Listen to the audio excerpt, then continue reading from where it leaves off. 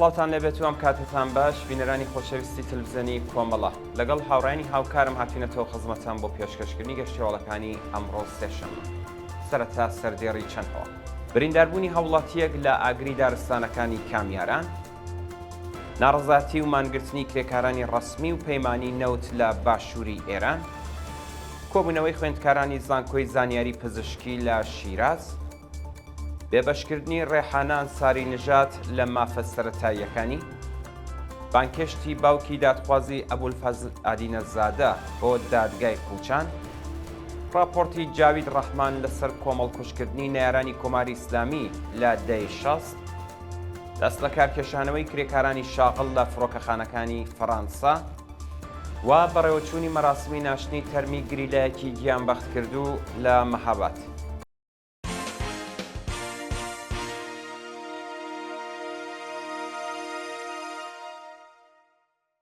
درێژەی هەوڵەکان بەڕێوەچوونی مەراسمی ناشتنی تەرمی گریلایەکی گیانبەخت کردو لە مەهاباد. ڕۆژی دووشەممە یەکی گەلاوێژ ڕێوڕەسمی پرسە و سەرخۆشی جەنگاوەر مکایل ناسراو بە هیدایەت ڕەسووڵی بە بەشداری دایکانی ئاشتی و دادخوازی مەهاباد بەڕێوەچوو.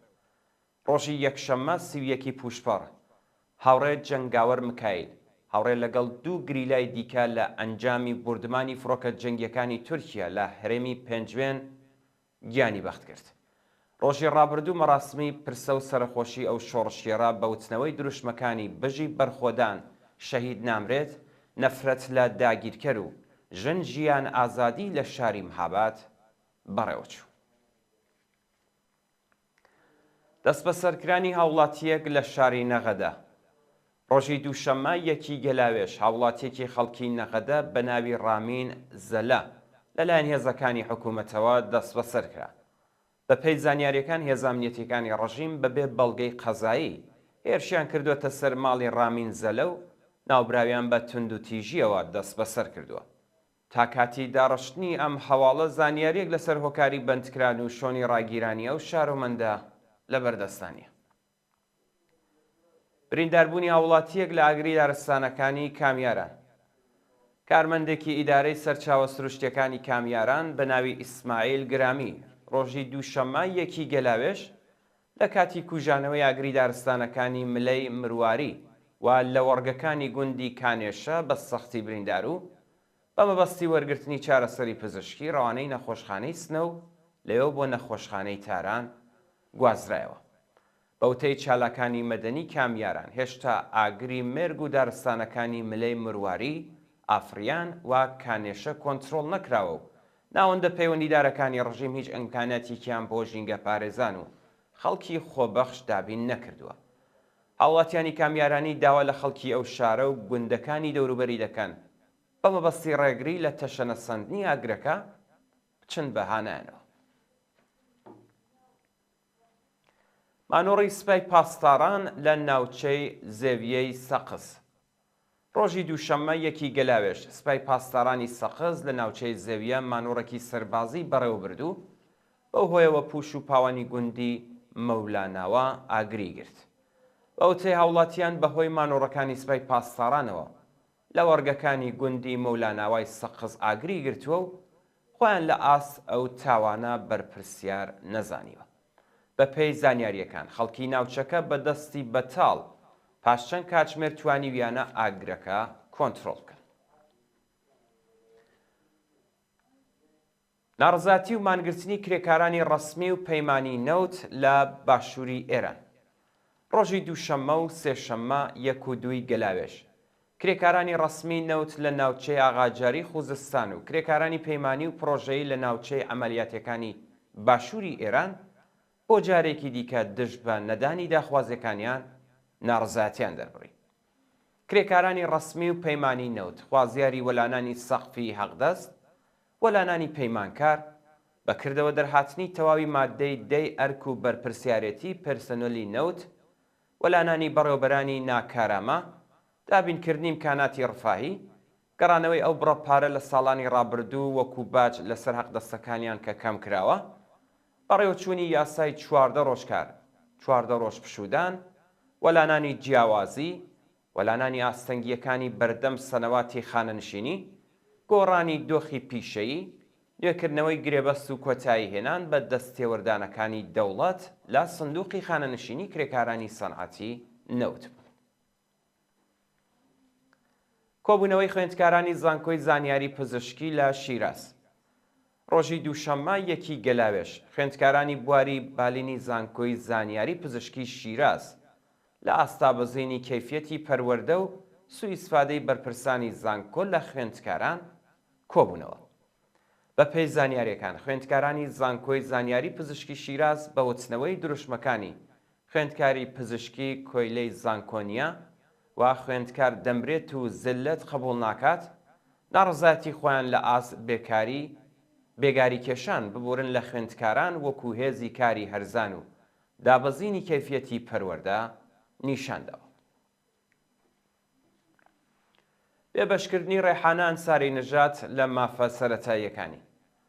ڕێحانە ئەنساری نژاد چالاکی کرێکاری بەندکراو لە زیندانی ئەڤین بە فەرمانی سەرۆکی زیندان لە چاوپێکەوتن لەگەڵ بنەماڵەکەی بێبەش کراوە.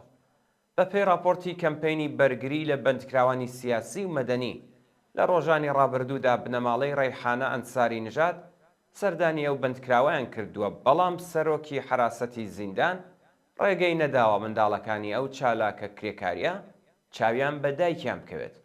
هەر بەو بوونەوە ڕێحانە قبوڵی نەکردووە کە لە نێو کابین و لە پشت شوشەوە چاوی بە خێزانەکەی بکەوێت. بانکێشتی باوکی دادخوازی ئەبولفەزل ئادینەزادە بۆ دادگای قوچان. مەرزی ئادینەزادە خوشکی هەمیشە زیندوو ئەبولفەزل ئادینەزادە ڕۆژی دووشەممە یەکی گەلاوێش ڕایگەیاند کە باوکیان لەلایەن دادسەرای ئینقلابی شاری قوچانەوە بانکێشت کراوە. ئەبولفەزل ئادینەزادە مێرمنداڵی تەمەن 16 ساڵی خەڵکی قوچان و دانیشتووی مەشهەد لە ڕەوتی ناڕزاتیەکانی شۆڕشی ژینا بە تەقەی سەرکوتگەرانی کۆماری ئیسلامی گیانی بەخت کرد. پاش تۆمارکردنی سکاڵات دژ بە هێزەکانی ڕژیم بنەماڵەی ئەبولفەزل خراونەتە ژێر گوشار و هەڕەشەی ناوەندە ئەمنیەتیەکان.